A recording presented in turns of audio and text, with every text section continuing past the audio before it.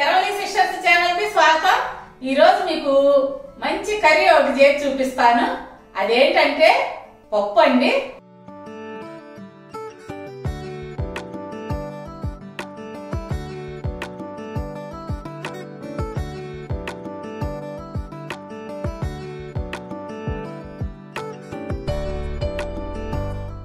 మన తెలుగు వాళ్ళకి పప్పు అంటే ఎంత ఇష్టమో తెలుసు కదా.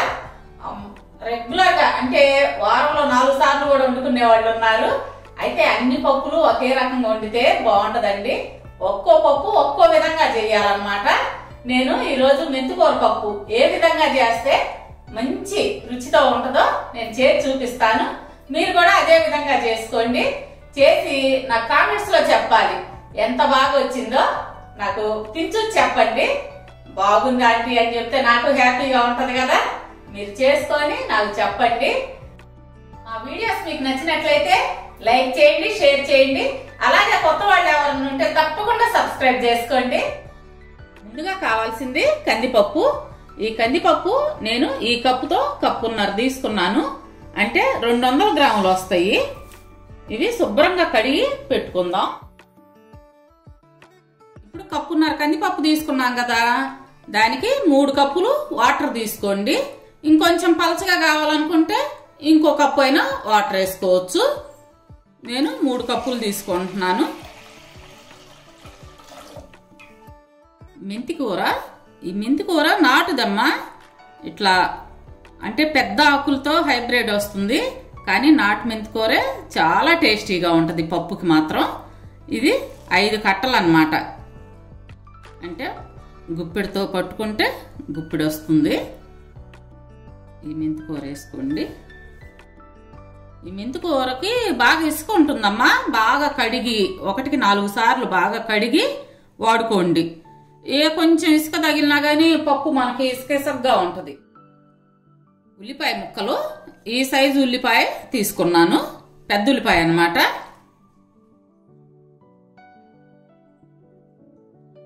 ఒక 6 పచ్చిమిర్చి.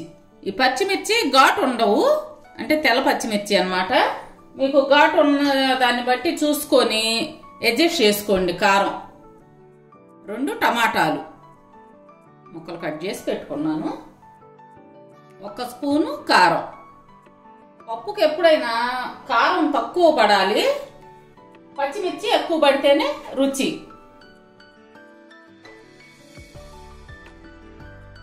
ఇది సంబార్ కారం అన్నమాట.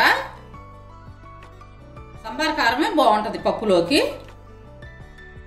1/2 స్పూను పసుపు, 1/2 స్పూను నూనె. వీటన్నిటిని ఇప్పుడు మూత పెట్టేసుకొని పొయ్యి మీద పెట్టి ఉడికించుకుందాము. 3 లేక 4 విజిల్స్ వస్తే చాలు హై ఫ్లేమ్ మీద.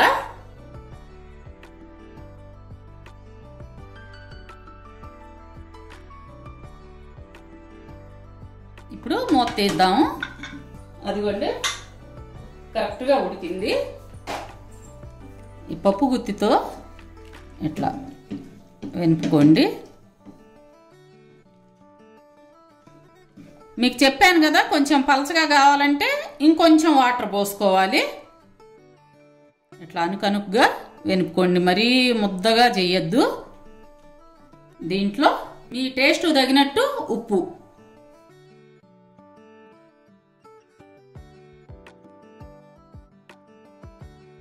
ఉప్పు కలుపుకున్న తర్వాత ఇప్పుడు తాలింపు పెట్టుకుందాం. 2 స్పూన్లు నూనె, కొంచెం నూనె కాగనిద్దాము.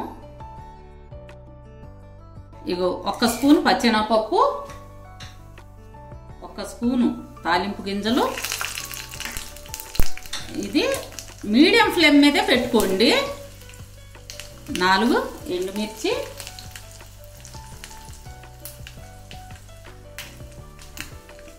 దంచి పెట్టుకున్న చిన్నుల్లిపాయ, కొంచెం కరివేపాకు,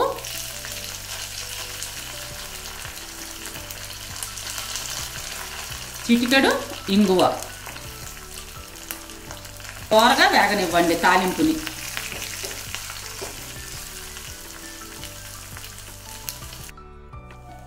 ఇప్పుడు దోరగా వేగిన తాలింపుని పప్పులో వేసుకొని వెంటనే మూత పెట్టేయండి. ఆ ఫ్లేవర్ పోకుండా పప్పుకే పట్టుద్ది అనమాట. ఇప్పుడు తాలింపు పెట్టిన తర్వాత 1 స్పూను నెయ్యి వేయండి. దీనివల్ల పప్పుకి అదనపు టేస్ట్ యాడ్ అవుతుంది. కొంచెం కొత్తిమీర,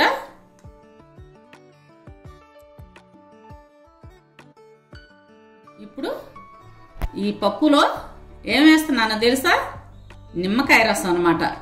1 నిమ్మకాయ తీసుకొని రసం పిండుకొని ఆ రసం కలపాలి.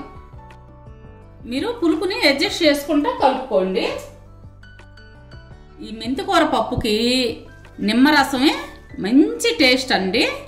చింతపండు అంత టేస్ట్ అనిపించదు. నిమ్మరసంతో ట్రై చేసి చూడండి. మీరు ఎప్పుడైనా చింతపండు రసం ట్రై చేశారేమో, నిమ్మరసంతో ట్రై చేసి చూసి ఎంత టేస్టీగా ఉందో నాకు చెప్పండి.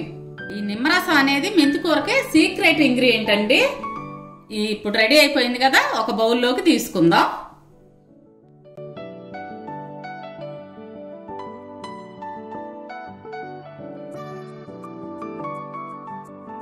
చూసారు కదా ఎంత టేస్టీగా మెంతికూర నిమ్మకాయ పప్పు చేసుకోవచ్చో. రేపు మరొక మంచి వీడియోతో మీ ముందుకు వస్తాము. అప్పటి వరకు బాయ్.